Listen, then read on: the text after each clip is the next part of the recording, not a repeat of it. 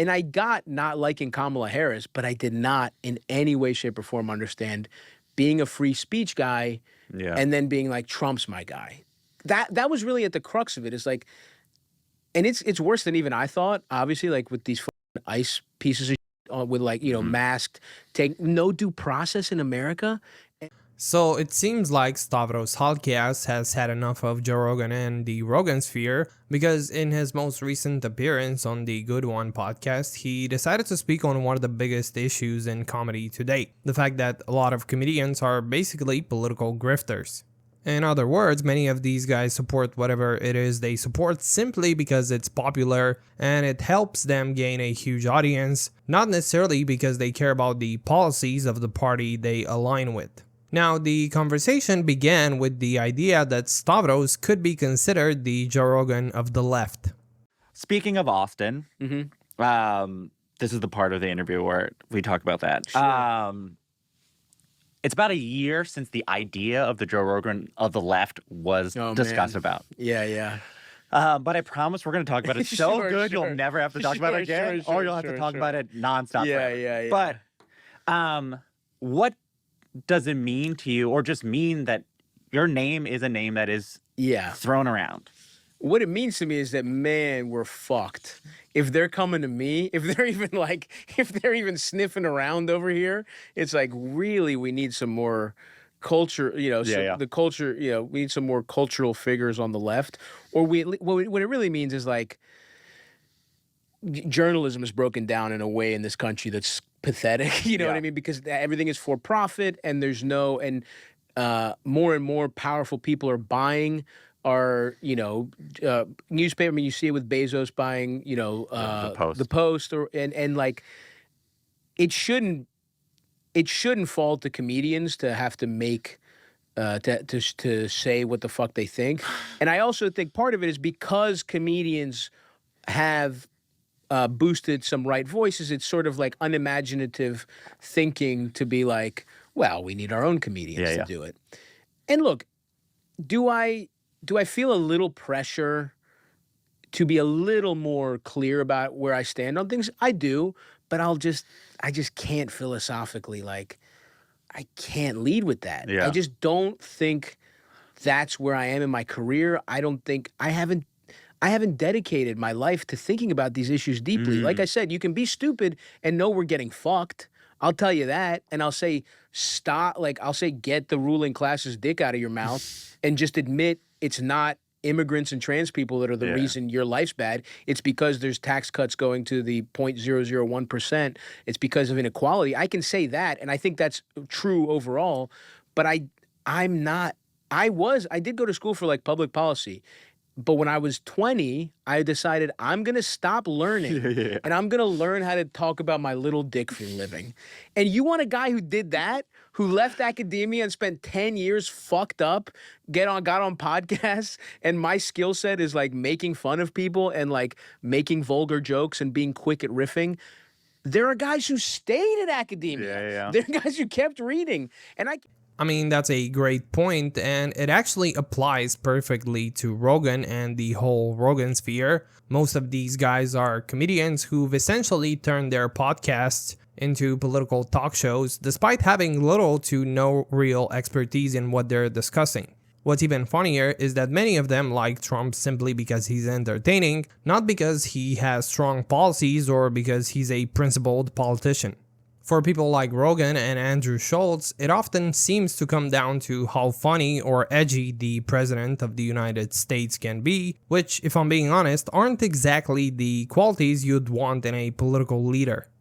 You see the thing that he was saying about the electric tanks? No. That's hilarious, too. He was talking about, they're going to make electric tanks. They're going to be great for the environment. They're not going to work well. They're not going to run long. They're going to blow the fucking shit out of everything. It's going to be no but it's going to be stations. good for the environment. And the way he said it was like a guy doing stand-up. It's him talking about, he goes, that's when I knew, this guy's a fucking idiot. That's what he says. I just found the quote, not the video. But the way he says it, it's like he sets it up, like he's setting up a punchline. Like, he sets up the store. Sir, it would be cheaper to leave them over. He's like, oh, that's what I realized. That guy's a fucking idiot. To see a guy like him talk like that. Yeah, who believes that? And also, it's like the sides switched so much. You know, when I was younger, like, Democrats were cool. They were getting their dick sucked in the office. They were like, right? They were like supportive of like hip hop music. They said, do whatever you want. Like, we don't want to be in your bedroom. They were cool with gay people. Like, it was cool to be a Democrat. Now, conservatives got 3 baby mamas. The president got 3 baby mamas. He's getting pussy left and right. Right? He's cool. He's the one saying, say whatever the fuck you want. So now conservatives have become Democrats. So I don't think I've changed. I just like the dudes that get pussy and say whatever they want.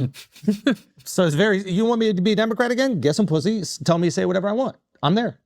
I'm sorry, but if that's your reason for voting for someone, I've got to say you might want to seriously reconsider your position because those are laughable justifications. Who actually cares if the president gets around? Not to mention where the president gets around is a little bit controversial, especially considering the Epstein files.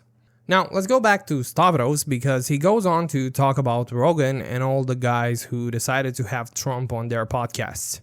And I don't like how, it is like a capitalist thinking where it's like, you got to get as rich as possible. You got to get as famous as possible. You have to do the thing that would get people, that'll get you more followers, that'll get you write-ups. You have to do those things. And I don't like either, even though it's like the beliefs I actually have, it's like the way guys were having Trump on their podcast. I just thought that sucked.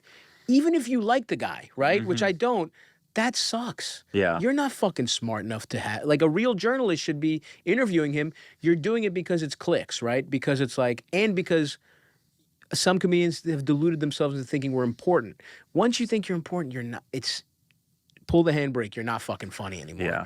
And I mean, that description fits Rogan perfectly because over the last couple of years, it seems like he's developed an out-of-control ego. It actually reminds me of one of the most awkward moments in JRE history where Rogan comes across as extremely arrogant and cocky, which of course led to a very uncomfortable moment. You know, How are you so good at rock, paper, scissors? it's just, you know, skill, muscle, intuition. Intuition. Can we play right now? You want to play? Yes. Oh, but I only play for stakes. Okay. What do you want to play for? Okay. How about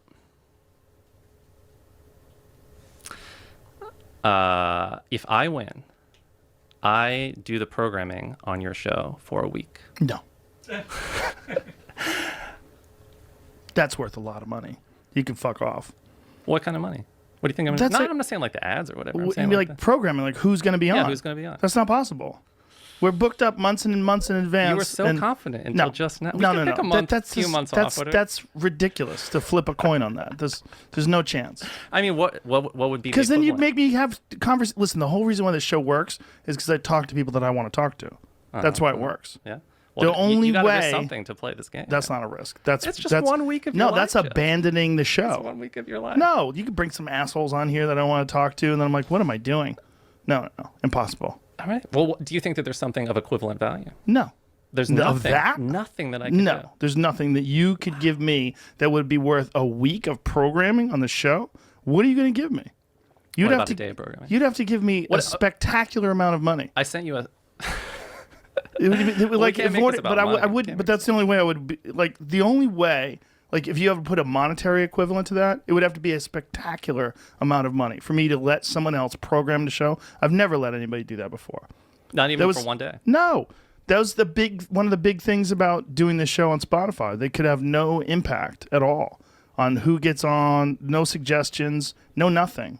The only way it works. Well, what was up with that dude in the suit outside with the clipboard that was telling me from Spotify? Oh, he's from the government. He's from the CIA. No, there's no one out there. He's joking. But the only way the show works, I think, the way it works is I have to be interested in talking to the people. That's it. So it has to be. I've like all these suggestions for guests. I go, oh, that guy seems cool. Oh, that might be interesting. What if Let me read up on this What guy. if it's like for a week I No. give you the list of suggestions? No input. No, but all right. No, Man. it's not. That's a ridiculous. Stand real. Yeah. Okay, all right. Impossible. In any about- case, How about $5? No. No? No, it's got to be Come on, steaks. man. It's gotta be 20 real bucks? steaks. 20 No, bucks. I got come 20 on. bucks in No, my no, pocket. Money is off the table. We can't do Money's money. off the table? Forget that.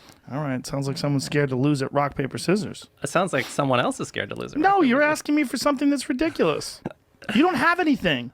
You don't have anything that's worth a week of programming on this show. You don't have it. That's rough. It doesn't exist. That's rough. No, it doesn't. It literally doesn't exist. I mean, that's the perfect example of a guy completely deluded by fame and money, and in Rogan's case, it's even more obvious since he's surrounded himself with a bunch of yes men who never challenge him on anything. So I just don't want to do anything because it's the right career move or it'll get me more famous or it'll get me anything like that. I just want to do stuff to be funny, you know? And if you think I'm funny, you don't think I'm funny, that's totally fine if you don't think I'm funny, but like my goals are artistic, as dumb as it sounds, where it's like my act is fucking stupid. No, I you know. So yeah, I mean, like you on the Caleb Heron episode, you talked about how you were shocked and just sort of disappointed that Rogan endorsed Trump, let alone have him on podcast. Can you walk me through those feelings? And also, you endorsed Mondani in the New York City election. Can you talk about how they're similar or different, just sort of how you felt about all of these things? How, sure. Well, I guess to me, what surprised me about a lot of, you know, about Joe, like about, you know, whoever endorsed Joe in particular, because I do think we align on a lot. Like, that's the thing about it. I don't think he's like this far right guy. I mean, like, you know, he was a Bernie guy. I think like. I couldn't disagree more. Maybe the first time Rogan had Bernie on his podcast, you could buy into the idea that Rogan is a centrist who maybe even leans left. But in the year 2025, that couldn't be further from reality. Rogan is as right-wing as they come. And I think it's not even that I was like disappointed in him. It was just like shocking because he is kind of an avatar for a regular dude. Because a lot of people do swing wildly. Like they just like certain policies. He liked Bernie, he liked Trump. And I think there's a lot more people in America that are like that, right? And to me, it was more like, whoa, what the fuck? How did this happen? How did the sort of like Democrats allow this kind of thing? Because listen, I would have understood, and this was my perspective on the election. I get being like, I fucking hate both these candidates, right? I feel that was my position. That was like, and I got not liking Kamala Harris, but I did not in any way, shape, or form understand being a free speech guy and then being like, Trump's my guy. That was really at the crux of it. It's like, and it's worse than even I thought, obviously, like with these fucking ICE pieces of shit with like, you know, masked, take no due process in America. And like, that's your freedom of speech guy. But it was like, he was suing journalists he didn't like. And it's like, I just thought it was a simplistic view of freedom of speech that's like, essentially, we should be able to say slurs. And like, they're not that worth it. Take them back. Take them back, bro. You don't need to say them. Like, I would like due process and no slurs. You know what I mean? Like, I would like due process and bleeping out a couple fucking words. I mean, that's a phenomenal point because so many of the Rogansphere comedians couldn't stop whining about not being able to use slurs anymore, which for a lot of them would have been a career-ending move considering their comedy depends more on being edgy and controversial than on actually being funny. And let's be honest, the guys who won't shut up about free speech don't really care about it. Rogan is a perfect example. He constantly brings up the UK and how they arrest people for posting controversial things online, yet he never mentions when similar things happened in the US. For example, this guy named Larry Bushard was arrested for posting a meme on Facebook that right-wingers didn't like. That says everything about how pro-free speech and how concerned Rogan really is about censorship. He's only for free speech when it fits his narrative. And that was really the crux of it. It was like, I got being not liking either candidate because I do think the Democratic Party does not offer fucking anything right now. I think you see it with Mamdani where it's like clearly people want, they are drawn to someone who's just like, I want to make the working class's life better.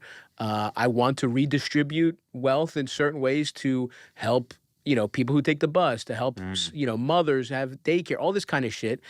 That's the stuff people care about. And then you see Democratic leadership, on one hand, they're pretty silent on, ICE in particular, to me, is like, it's fucking insane that they're allowed to behave this way and that there aren't even symbolic gestures from Democratic leadership. And then on the other hand, not only are they not providing any stiff opposition to it, but when you have a candidate like Mamdani who represents something that is exciting to a lot of young people, who's like, oh, how do we get people excited after running the stodgiest, most bullshit,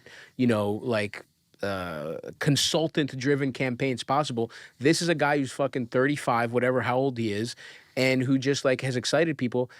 They don't want that because they're also bought and paid for. You know what I mean? And so this is what I mean, where I have to be a little more, this is about as explicit as I'll get. Yeah.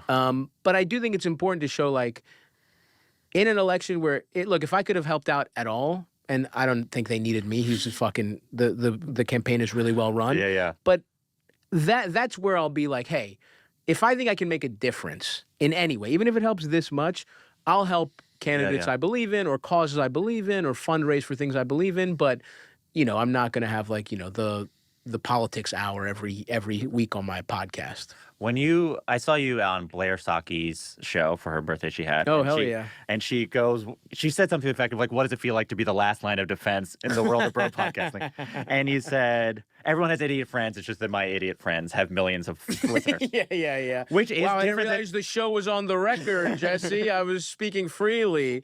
But that's wild. Like, because we do have idiot friends, and you decide, oh, does their idiotness harm the world? And you decide whatever. But like, and by the way, I am also an idiot. Sure, yes. Me and my idiot friends have millions of listeners, and that's fucked up. Yes. We really should just be dumbass comics who have specials, but that's about it. Yeah. You know what I mean? That's actually a really good point, because a lot of comedians, especially those in the Rogansphere, have massive audiences, and people often forget they're just that, comedians. Many of these guys hopped on the political bandwagon simply because it performs well, racks up views, and brings in money. It's an easy grift. All you have to do is be pro-Trump, and suddenly you've got a huge audience treating you with the same legitimacy they'd give to an actual political commentator.